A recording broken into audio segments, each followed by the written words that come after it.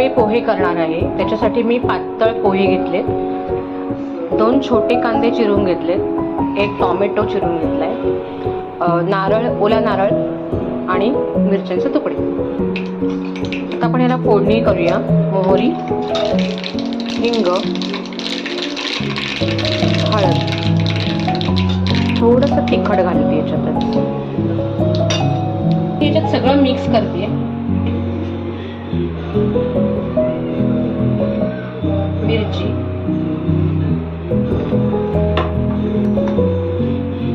आपण जी आता फोडणी केली ती फोडणी,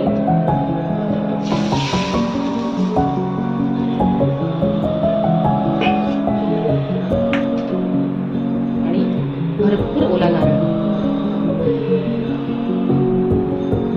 फोडणी थोडीशी गार झाली की आपण त्याला मिक्स करायचंय. तर खूप गरम आहे आता फोडणी. एक 5 मिनिटांनी मी सगळं मिक्स करून दाखवेन.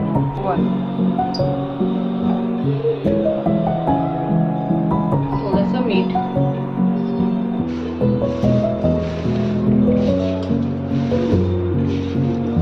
मी आता याच्यात लिंबू पिळते.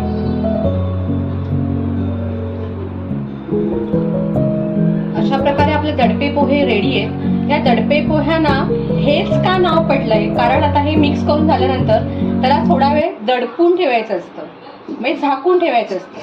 म्हणजे ते छान एकजीव होतात आणि टेस्ट खूप छान वाढते त्याची अजून.